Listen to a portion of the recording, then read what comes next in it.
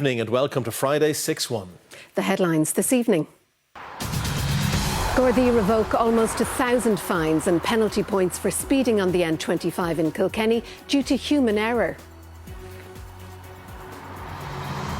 Most homeowners in Dublin face a property tax hike, with the City Council set to approve a 15% increase this evening.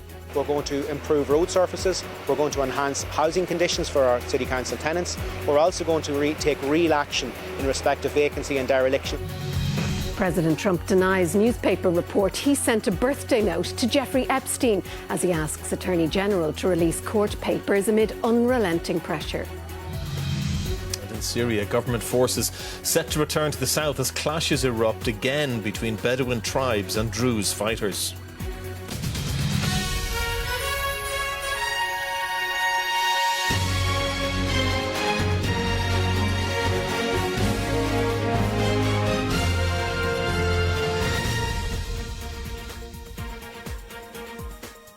Gardaí will revoke fines and penalty points issued to hundreds of motorists for speeding offences detected by a static speed camera in Kilkenny last month, blaming human error. The mistake involved the location of the camera on the N25 in Kilkenny, cited on the fixed charge notices. This is the stretch of road now in the spotlight, the busy N25 in Kilkenny and its newly installed static speed camera. Gardaí say following a query they confirmed an error with its settings, done they say when inputting its location onto a processing system. The error was in place for its first month of operating, from the 30th of May to the 30th of June, during which time hundreds of cars were detected speeding. Of the 914 fixed charge notices issued, 128 fines were paid and penalty points applied. In another 56 cases, the fines were paid, however the error was identified and no penalty points were given. And of the remaining 730 cases, no payment was made prior to the error being identified and no penalty points were applied. All of the affected motorists are being written to, informing them that their fines and points are now being revoked. Gardaí say the mistake was human error and that they rectified it immediately upon its discovery. In a statement it said, "This error is very much regretted." The N25 carries much traffic. Locals have been lobbying for years to improve safety along it. Road safety advocates dismayed at today's development. It's a very, very sad day for road safety. We would implore the authorities to ensure that this never happens again. That all the checks are done on all speed cameras. Gardaí said this evening that the camera in question is back up and running and that additional oversight has been brought in for its other cameras. Conor Hunt, RTE News. Homeowners living in Dublin could see their property tax rise next year as Dublin City councillors are set to become the latest local authority to vote for increasing the tax. If the vote passes as expected this evening, householders in 3 of Dublin's 4 local authority areas will see their property tax increase from next year. A separate revaluation of the local property tax bands for all households across Ireland will be applied from November. Since the introduction of the local property tax more than a decade ago, councillors have the power to increase or decrease the base rate of the tax by 15%. Dublin City councillors have always applied the full discount, but as part of a coalition agreement last year, Fine Gael, Fianna Fáil, the Green Party and Labour agreed to return to the base rate from 2026 to 2029, meaning from next year there'll be a 15% rise in the tax for homeowners. That's going to unlock €16.4 million. We're going to invest that in our improvement to our footpaths, so therefore help with accessibility throughout the city. We're going to improve road surfaces. We're going to enhance housing conditions for our City Council tenants. We're also going to take real action in respect of vacancy and dereliction. Councillors who pressed for the tax rise say it'll improve the city and its services. 75% of householders, they're being asked to pay between €18 extra and about €80 extra. If you break that down, that's around 36 cents a week or €1.60 a week. We don't think that's a lot to ask for people to invest back into Dublin. There are plenty of other sources of alternative funding that the council could turn towards. There's millions, if not tens of millions, in uncollected vacant sites levies, derelict sites levies and developer contributions.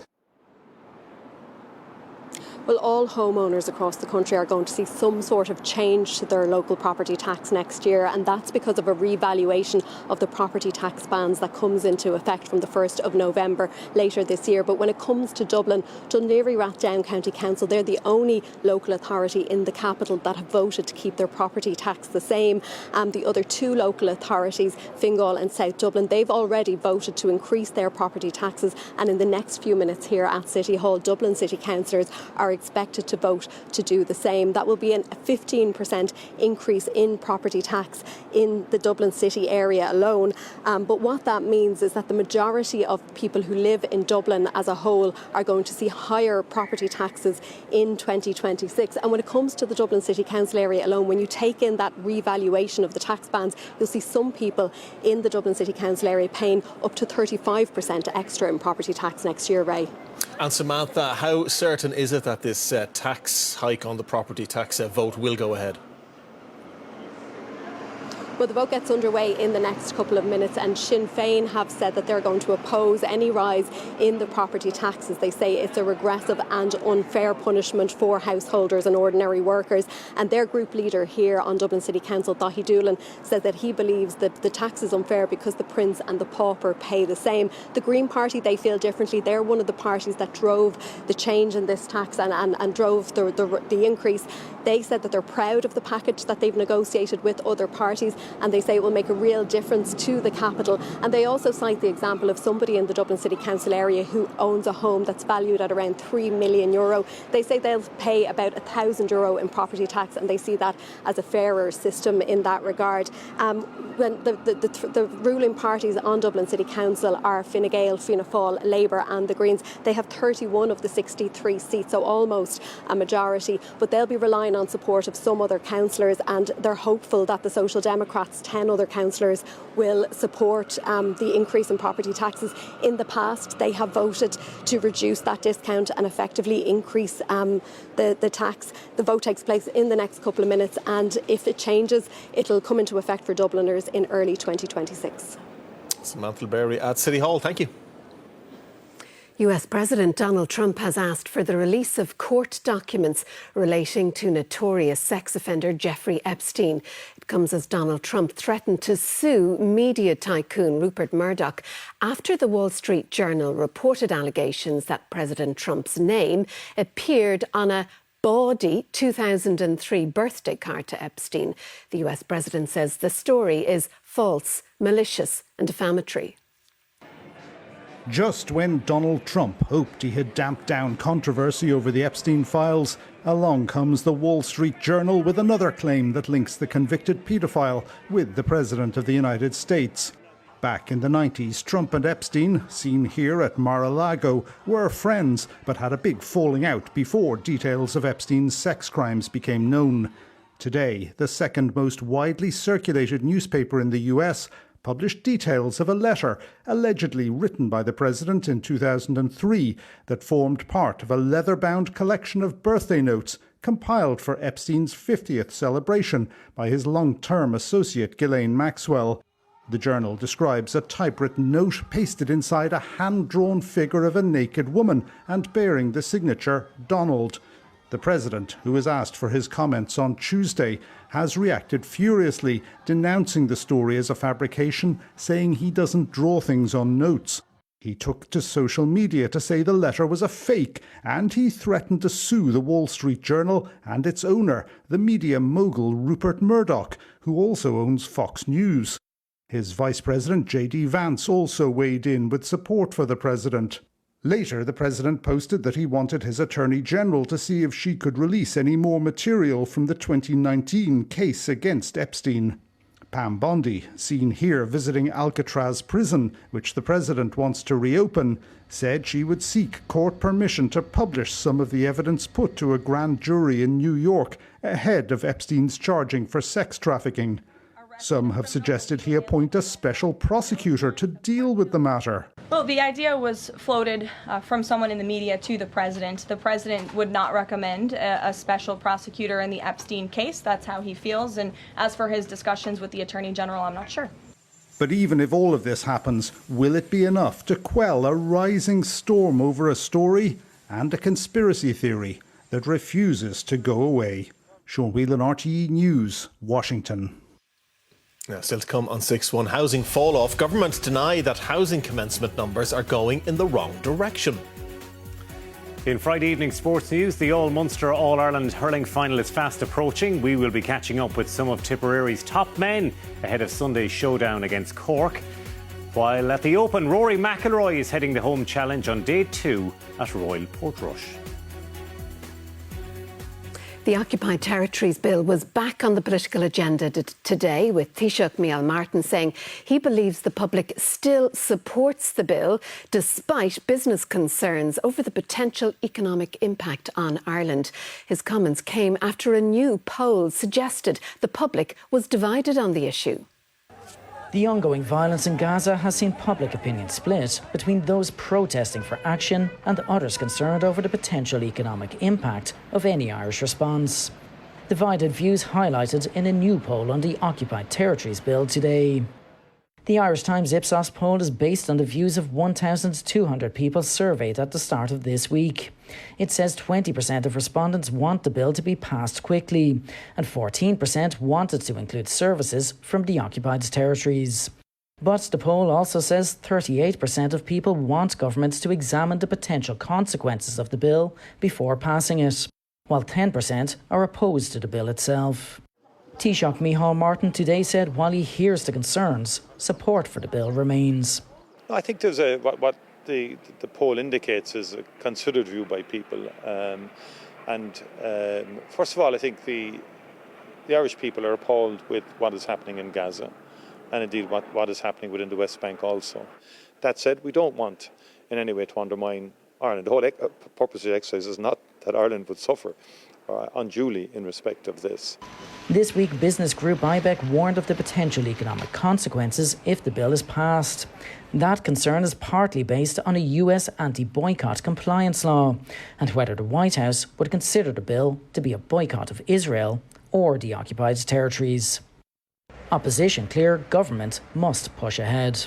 We have shown leadership as a state in the past. Back in the 80s with apartheid South Africa, the government showed leadership then. We need the government to show that leadership now. The Dáil summer recess means no decision will be made on the Occupied Territories Bill until at least early autumn. And with that bill now in the economic, political and international spotlight, expect debate to intensify before that deadline arrives. Fia Crocuna, RTE News, Leinster House.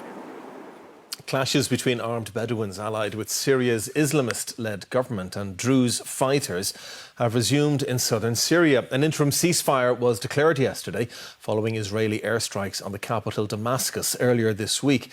Though Syrian government troops withdrew from Sweden, Israel has allowed a limited Syrian force to return to help quell the violence. May God curse them, burn, burn, burn, shouts a fighter shooting at a home in Sueda. Nearby hospitals are busy as fighting has continued between the Islamic tribes and the Druze minority today. Despite the Syrian government troops, who were supporting the Islamist tribes fighting against the Druze, agreeing to a ceasefire with Israel. Credible reports that our office has received indicate widespread violations and abuses, including summary executions and arbitrary killings. Among the reported perpetrators were members of the security forces and individuals affiliated with the interim authorities, as well as other armed elements from the area, including the Druze and Bedouin.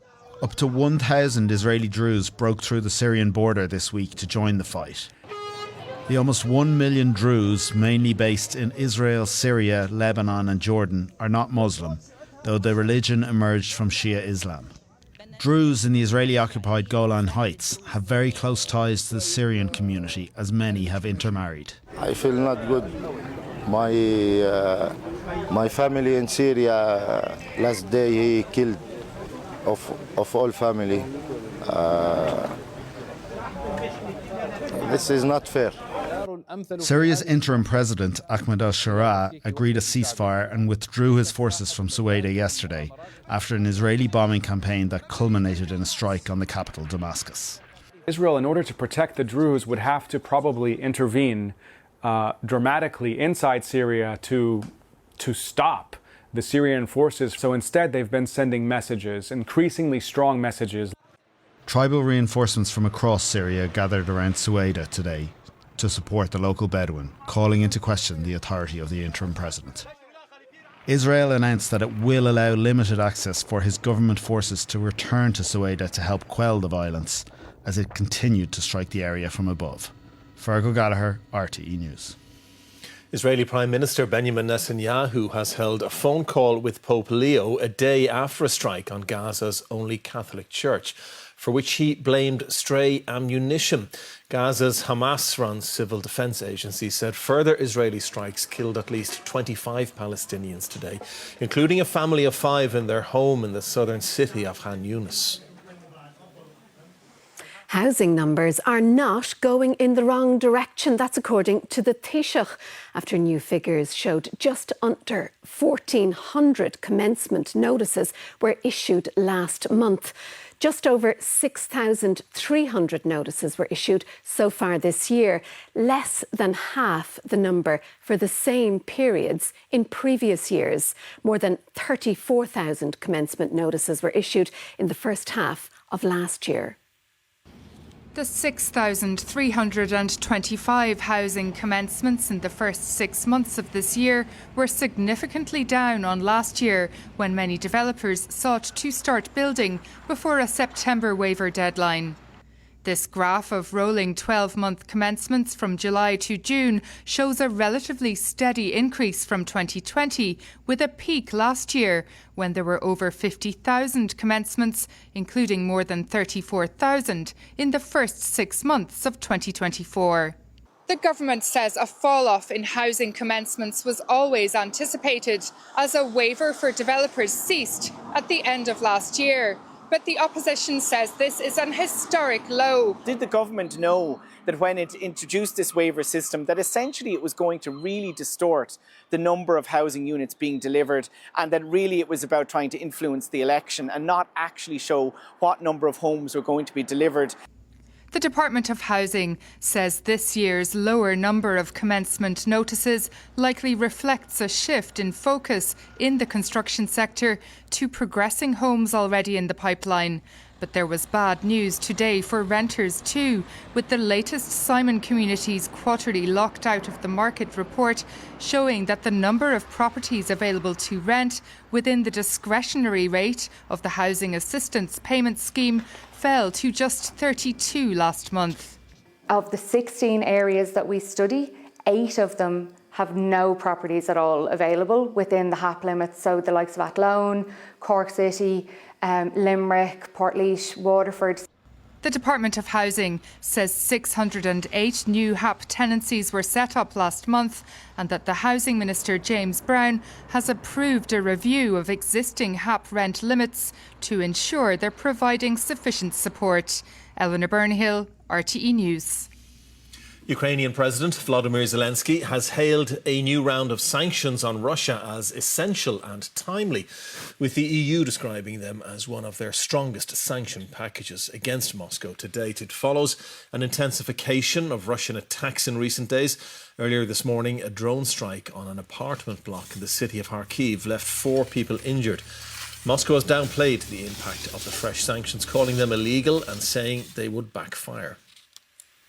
Former All-Star and Clare All-Ireland winning hurler Niall Gilligan told Gardaí that he acted in a reasonable manner to protect himself from injury and assault during an incident in 2023 in a circuit court heard today.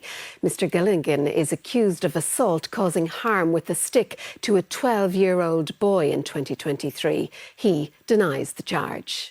Gilligan arrived for the 4th day of the trial at Ennis Circuit Court today, where he stands accused of assault causing harm with a stick to a 12-year-old boy at the Jamaica Inn hostel in 6 Mile Bridge on October 5th, 2023. Mr Gilligan was formally arrested on suspicion of assault at Shannon Garda Station last year. and his statement was read out to the jury today. The 48-year-old denied any assault and said that he'd acted in a reasonable manner to protect himself from injury and assault from a person or persons unknown to him. He said that he'd also acted in a reasonable manner to protect his property from destruction by fire and further damage. Mr. Gilligan said he didn't know who was coming at him that night, adding, "I feel sorry for the boy, but the fact is that if he and others hadn't broken into my property, lit a fire, stole the keys and caused other damage, this incident would never have happened." Earlier today, the jury heard evidence from the boy's father. He told the jury that he got Niall Gilligan's phone number on the evening of October 5th after his son had told him what had occurred. The father said he'd phoned Mr. Gilligan and said, "I'm currently in A&E with my son, who you just viciously attacked." He said that Mr. Gilligan did not respond to the allegation. The jury also heard medical evidence where an X-ray showed that the boy had sustained a fracture to a bone in his left hand when he presented at the A&E in Limerick after the alleged assault. Medical reports showed that he had a 2-centimetre wound to his right forearm, a 2-centimetre wound to his right shin, bruising to his right shoulder, while medics also believed that he had briefly lost consciousness. The trial continues on Monday. Joan O'Sullivan, RTÉ News. Bank of Ireland has said that it sincerely apologises for an oil spill at one of its data centres in South Dublin, which contaminated a lake in a public park. Booms and pads have been installed at the Kilboggett Park site to absorb the spill. An assessment carried out Wednesday discovered diesel oil on the water, which was emitting strong fumes. A family of swans with 4 cygnets were rescued at the location. Volunteers continue to try to rescue other water birds from the area. Now the stage is set as Cork will take on Tipperary in the All-Ireland Senior Hurling Final on Sunday. Ahead of the match, supporters from the Premier County are feeling upbeat about their prospects, and our reporter Gavin O'Callaghan has been sampling the atmosphere. Come on, turn the boys! You can do it! Tipperary were outsiders going into 2025, yet here we are in Carrick-on-Shore, and in Clonmel, and by this unmistakable landmark in Cashel, where flag sellers have had a busy week. We've been saying for the last week and a half it's like Christmas in the middle of the summer, like we're just flat out. And this might be Louise's best customer.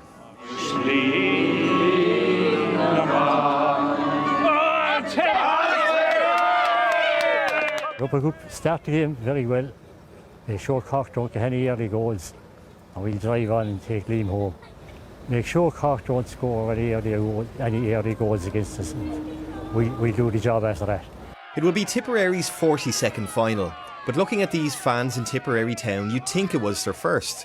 Or this crowd in Latin Village. It is their first final against Cork, and it could also be a first for 19-year-old Oisín O'Donoghue from Cashel King Cormac's GAA. Very proud dad and Catherine, and I've 4 other sons as well, and we're all very proud of what Oisín has achieved.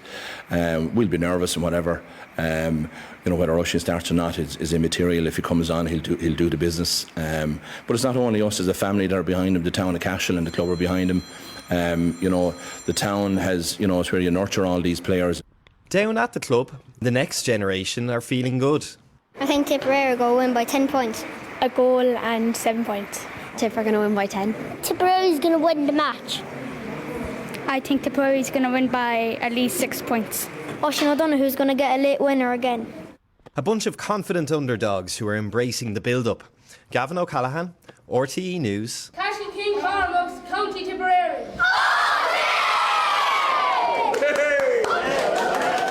Well, still to come on 6-1, Associate Editor of The Washington Post, Mary Jordan, joins us to discuss US President Donald Trump's orders to release Epstein court documents.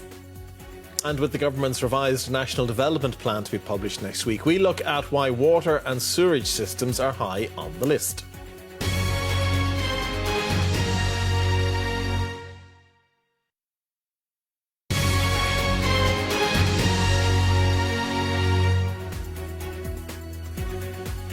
Welcome back to main news this evening. Gardaí will revoke fines and penalty points issued to hundreds of motorists for speeding offences detected by a static speed camera in Kilkenny last month, blaming human error when inputting the offence location onto the processing system.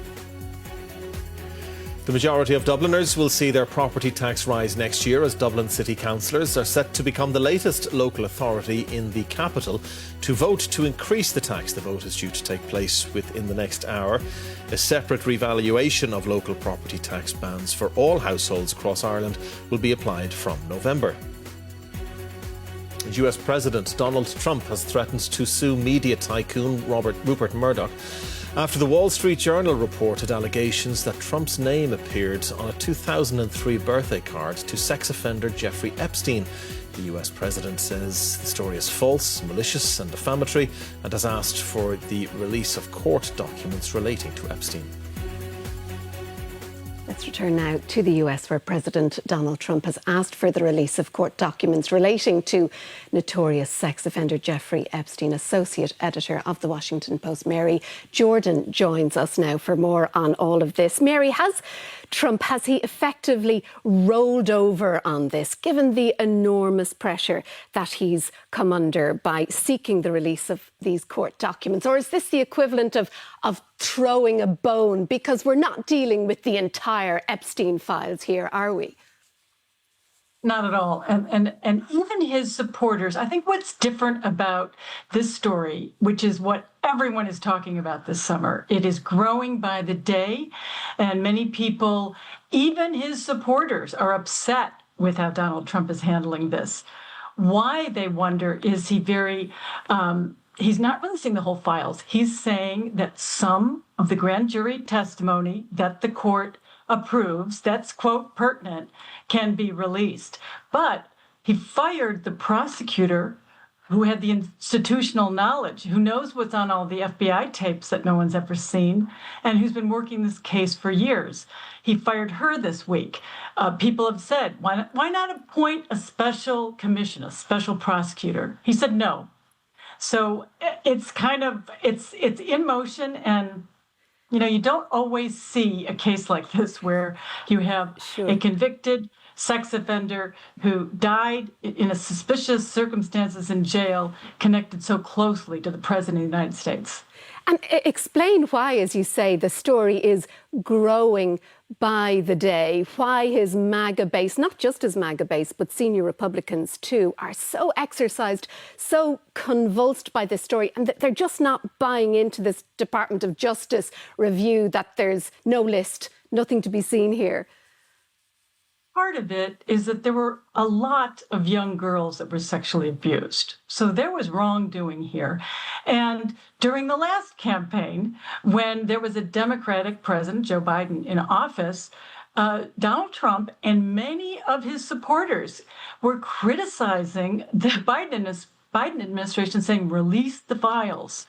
Now, these very people who were begging, demanding, claiming a conspiracy, saying a cover-up, say, you know what? We're not going to release the files.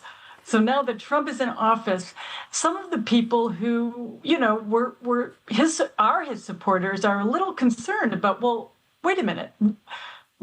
Why isn't Donald Trump want to release this? Is he hiding something? There are plenty of photos out there that we know that for many years in the 1980s and 1990s, Jeffrey Epstein, who was the ringleader and the convicted sex offender, was a very good friend of Donald Trump. I mean, Donald Trump has said so. He's on the record saying that. But later, when he learned that it went public about all that was going on, about a private island and jets and very, very rich people, some of whom Donald Trump knows were going down to this island with these young girls, all of a sudden Donald Trump was saying, I didn't really know him that well. I never thought he was a good guy. So there's a lot of questions here, and you can just see how flummoxed Donald Trump seems. There's a lot of big things going on. They're pulling foreign aid. They're pulling health insurance here for people in America. And this is the story that people are talking about. It's so graphic, and it is kind of snowballing every day. Right. Mary Jordan of The Washington Post, thank you. Thank you. Ishka Éireann has warned increased funding for new water supplies and sewage treatment capacity will be critical to ensure connections for new homes. The warning comes as the Cabinet is expected to sign off on a review of the National Development Plan next week, which will boost infrastructure spending by €20 billion. This is the Ringsend sewage treatment plant in Dublin, handling 40% of Ireland's waste. It's at, and sometimes above, capacity. While this plant currently caters for the needs of 2.1 million people, with population growth and demand for new housing, new capacity like this is urgently needed. Ishka Éireann's proposal for a new plant in North Dublin was held up in planning for 7 years. It got the go-ahead last week, but could still face a further legal appeal. If delayed again, it could mean permission for new homes in Dublin would be turned down from 2028 onwards, and that would be catastrophic given the housing crisis. Sewage isn't the only issue. 85% of the water supplies for the Greater Dublin area come from one source, the Liffey. The capital is frequently using more water than is being produced. The plan is to pump 2% of the supply from the Shannon here at the Partine Basin near Lough Derg. Ishka Éireann says the sewage and water supply plans require an additional €2 billion on top of €10.3 billion already allocated. Every house needs a tap and needs a toilet. We have to have both a resilient and future-proofed water supply, but also a good sewerage system so that everyone can come live in those houses. Nobody wants to think about water services. People only talk about water services when you get to the really critical situation that we're in today. Economists say Ireland has underinvested in water services for years. If we even look at what was spent on water between 2005 and 2019, about 6% of total capital expenditure was on water services. In the context of a growing population, a growing economy, it's not surprising we're seeing infrastructure capacity constraints emerge. Water isn't the only problem holding back house building. Transport and electricity connections are significant issues too. The Cabinet is expected to announce its spending plans next week. And David's with us now in studio. And David, we heard what the situation there with the water system, etc. But who else is going to be looking for some of this money? Well, I think one of the ones to watch is actually going to be electricity. So what's happened is that there's huge pressure on the electrical grid. One of the interesting reasons why is because houses built today are using twice as much electricity as they used 20 years ago. And that's because people are replacing gas and oil boilers with electric heat pumps. Instead of using petrol and diesel cars, they're using electric cars. That puts more strain on the grid. On top of that, the government has ambitious housing plans. We'll have to see if they're going to be met by housing completions. And then data centres are using a lot of electricity. So the ESB Networks has put together a plan which would see it spending about €13.5 billion over the coming 5 years. Some of that is coming from additional charges on customers' bills, also coming from borrowings, but some of it is going to have to come from the state, and we expect to hear potentially €1 billion going to ESB Networks to fund the rollout of that infrastructure. We can see in some parts of the country people can't move into homes because they're not connected to the electrical grid. So issues like that have to be addressed if the government's going to meet its housing targets. Right, David, thank you. A charity has been established to help families whose loved ones have died in so-called hidden homicides. It follows the case of Katie Simpson, a young show jumper murdered in County Derry in August 2020. Her case was initially treated as suicide by police. The charity was established in memory of 21-year-old Katie Simpson, who was murdered in 2020. Her sister's boyfriend, Jonathan Creswell, was on trial for her murder when he was found dead. He'd claimed she died after trying to take her own life, and the police initially believed him. Months went by before they changed tack. The new charity, established today, will help families in similar circumstances with serious questions. Across the island, you can see the growth of hidden homicides, and where people or victims are generally isolated first, and when they die through accident or suicide, It's only when families come together after the police have left, maybe after a funeral, and things don't make sense. 2 of Katie Simpson's aunts attended the launch. They said they hoped it could help others who'd been ignored like them. We know what it's like to lose a loved one and not to be listened to, and this charity is going to help so much and so many people, just that they don't feel alone. The charity says it hopes to attract government funding. It says it can save the state money by preventing expensive civil actions against the police. It also hopes to get private donations. The Simpson case caused reputational damage to the PSNI, which was heavily criticised by a police watchdog. The charity says it hopes to work with the police and, in time, the Garda Síochána. Conor Macaulay, RTÉ News, Belfast. A 22-year-old man who caused over €60,000 worth of damage by graffitiing train carriages and who also assaulted and spray-painted a train driver who tried to stop him has been given a 4-year suspended sentence.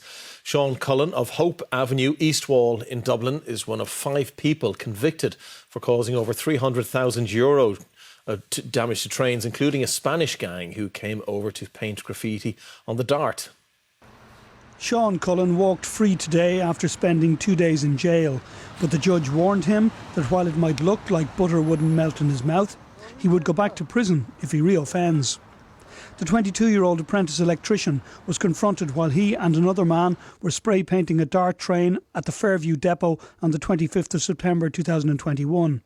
They attacked the train driver who tried to stop them. Cullen pepper sprayed him and they both fled, causing over €60,000 worth of damage.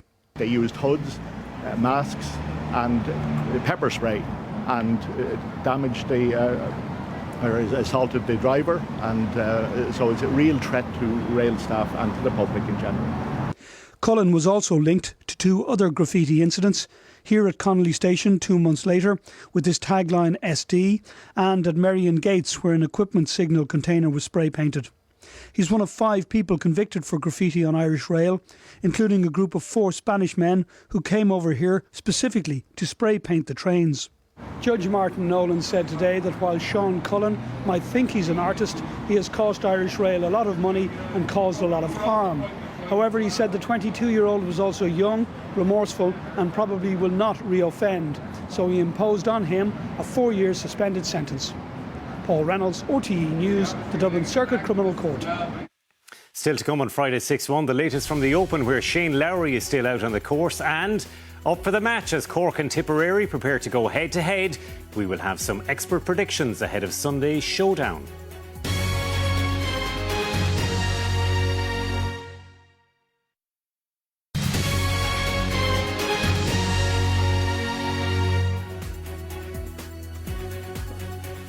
And you're very welcome back. The main news again this evening. Gardaí will revoke fines and penalty points issued to hundreds of motorists for speeding offences detected by a static speed camera in Kilkenny last month, blaming human error. The mistake involved the location of the camera on the N25 in Kilkenny, cited on the fixed charge notices.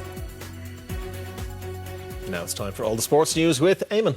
Thanks indeed, Ray. Good evening to you. Well, Shane Lowry is well into the back 9 of his second round at the Open Championship.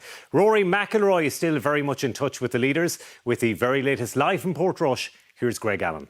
Yes, McIlroy began this second round by dipping under par figures early on with a birdie on the first and then another on the long par 4 fourth hole. But it was a case of one step forward and one step back until he steadied up and covered the last 13 holes without dropping a shot, picking up further birdies on the 12th and this one on the 14th. And this came after a massive drive of 380 yards. There was a lot of feeding off the home crowd to keep it all going when wayward ball striking threatened to unhinge his challenge. But on 3 under par after a 69, he still has a chance to win this weekend, as does Shane Lowry, who's out in the moment in the tougher of the conditions with very thundery-like heavy showers this evening. He opened his round well with a birdie on the par 3 third, but if Lowry is to recreate the opportunity of a victory here like he did in 2019, he has to survive these more challenging elements as he did yesterday, and survival is a theme of his round. He's needed a very solid nerve with the putter on the greens to keep himself in the picture on 1 under par after 11 holes, but he needs to start making birdies to keep his hopes alive of a repeat win here in Portrush. Rush. The leader is England's Matt Fitzpatrick, the 2022 US Open champion, who's had a revival in form recently after dropping to 85th in the world rankings in May. He's currently on a burner of birdies, 4 in a row, from the start of the back nine. And he's 9 under in the lead after 14 holes, 1 stroke clear of American Brian Harman, China's Hao Tung Lee, with the world number 1 Scotty Scheffler in 4th place and 7 under. Darren Clarke will miss the cut on 6 over, as will Tom McKibben on 3 over and Padraig Harrington on 9 over. So Irish hopes rest on Lowry and McIlroy, both a long way off the leader on 9 under par, Matt Fitzpatrick. Greg Allen, RTE News at Royal Portrush. Well, 6 years on from missing the cut at Portrush, Rory McIlroy has given himself a chance heading into the weekend. Not in my wildest dreams that I think that this was the way my life was going to pan out. I, had dreams and visions of being a professional golfer and trying to win tournaments, but to play in an Open Championship here, honestly, to feel like you have the support of the entire nation behind you, I feel very lucky, very grateful. I'm excited for the opportunity over the next 2 days. Ben Healy remains just outside the top 10 in the Tour de France. Healy finished 26th in today's individual time trial. Today's stage in the Pyrenees was won by that man, Tadej Pogačar. He extended his lead at the top of the overall classification to just over 4 minutes. Andy Farrell's Lions squad trained today in Brisbane ahead of tomorrow's first test against Australia. The Lions have won 5 out of 5 so far down under, albeit with a series of mixed performances. Just concentrating on tomorrow and trying to put a great performance out there, because that's what it's going to be needed. A great performance, not a good performance, to beat this Australian team. They're a proud nation, they're a top class team, well coached, and we need to get our best version of ourselves out there tomorrow. Now, All-Ireland Hurling Final 2025 is fast approaching. We got the view of Cork yesterday. Today it's Tipperary's turn. The Premier County's fortunes have dramatically improved this season. Now Tip are on the brink of possibly securing their first title since 2019. In terms of hurling, there is something special about Cork and Tipperary. Through the generations, there's always been an intense rivalry between the counties, with both producing legends of the game, stories never to be forgotten, laced with dramatic finishes and the odd controversy thrown in. But despite that rich history, they've never met in an All-Ireland final until now. It'll be the third meeting this year.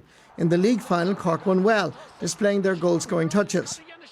In the Munster Championship, Darren McCarthy's early sending off changed the game dramatically. But maybe in hindsight, that might turn out to be a blessing in disguise. I thought with the way our players applied themselves, being down to 14 men for all of the game, the chances we created, and I think the players in general left Páirc Uí Chaoimh that day saying that, we have a real chance in this championship if we can stay performing. Tipperary came third out of Munster, but their performances against Galway and especially against Kilkenny in the All-Ireland semi-final would suggest this Premier County team are gelling well, with a lethal cocktail of youthful flair combined with a wealth of experience. So on any given day, we feel we've full belief in our group that we can beat any team in the country. So that's the belief we're going in. If we know we've a lot of hard work done. We've had tough days together, and that brings you that bit closer. But like you said, winning games, you can't beat it, and I'm just looking forward to Croke Park again on Sunday. There is huge excitement in the Premier County as they look forward to Croke Park next Sunday. This Tipperary team are bidding to win the county's 29th All-Ireland title. But much more exciting is the fact that they're going to be taking on their near neighbours from down the road, the people of Cork. A rivalry that goes back in time. It's the very first All-Ireland final between Cork and Tipperary. Marty Morrissey, RTE News, Cashel, County Tipperary. Well, he's a hard man to keep down. He's gone from Cashel to County Cork. Good evening to you, Marty. Excitement building where you are, my friend. I know the wind has dropped, but it is harder to... Eamon, I'm in the most beautiful part of North County Cork. I'm in Arraglen, which is in County Cork here. Across the field over there is County Tipperary, and down the road, just about 100 yards, is County Waterford. Now, we were planning a very quiet interview with Mark Landers, All-Ireland winning captain 1999, and Liam Sheedy, All-Ireland winning manager now once and twice. But look what has turned up in Arraglen.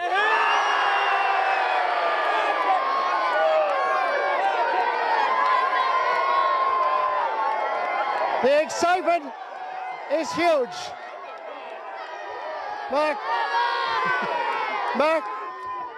Mark Landers, the buzz, the excitement around Cork is just tremendous. Does that add to the pressure? I don't think it adds to the pressure. I think it adds to the excitement, Marty. It's 20 years. It's a long time for Cork to be down. But I've no doubt that this panel of players, I suppose the fact that last year's defeat, I think they lean on that, Marty. And this year they played in 2 finals, the National League final and the Munster final. And we saw what Cork produced in those 2 matches. A confident Mark Landers, Liam Sheedy. So is this a free hit for Tipperary, a free shot? Yeah, I think it's very much a free shot. Tipper in bonus territory, but we're very happy. We're going up to Croke Park as underdogs. These guys know how to win All-Irelands. And look, they've done really, really well. Tip have done really well to get to this juncture, and a wonderful win. And I think massive momentum from that semi-final. So hopefully that momentum will come for something on Sunday. And Mark, it's the same Cork team that played in the semi-final, which means Seamus Harnedy is on the panel, but not making the starting 15. But that shows the depth of talent. Yeah, well, I suppose to be fair to Dudsy Healy, he's a young player, and we've been crying out for young players. And then you have the likes of Alan Connolly and Brian Hayes, who've been coming through in the last 2 years. And then at the back you have Kieran Joyce as well. So, Shamey, I suppose at some stage will be called upon, I would expect. But what a fantastic player to be able to call on at some stage. And Liam, I have to mention Paddy McCormack, because he's a really impressive player. He's now for the first time in the squad. Yeah, Liam has clearly shown all year that the age doesn't matter. If you're good enough, you're old enough. You'd look Sam O'Farrell, Darren McCarthy and Oisín O'Donoghue coming on the last day. 3 guys under 20, and obviously Paddy McCormack added to the panel. So you can only assume he's flying it in training. So if there's Seamus Harnedy on one side, there's Paddy McCormack on our side. And he says that with a smile. We're delighted. Thank you so much for the welcome. We noticed Kieran Leddy, CEO of the Munster Council, is here. Thank you very, very much for being here. Kevin Fitzgerald, you're one of the best hurley makers in the country, but you're a Cork man, so do you only supply to Cork? All over the country, Marty, but mainly Cork, yes. So have you given any hurleys this week to Tipperary? No. We'll keep them to ourselves this week. Well, I thought that would be the answer. A wonderful atmosphere. They tell me here in Araglan that they have their own Westlife. So I'd like to introduce John, Joe, Aidan, Mick, and Tom. Away you go, lads. Stand our visit here. But I never will forget the sweet maid that I met in the valley of Sheila, where we sported and played in the green leafy shade on the back. Brilliant stuff. And that is your sports news for now. It's all yours, Sharon. Thank you, Eamon. And that is 6-1 News this Friday evening. From all the team, thanks for watching. Have a great weekend. Bye for now.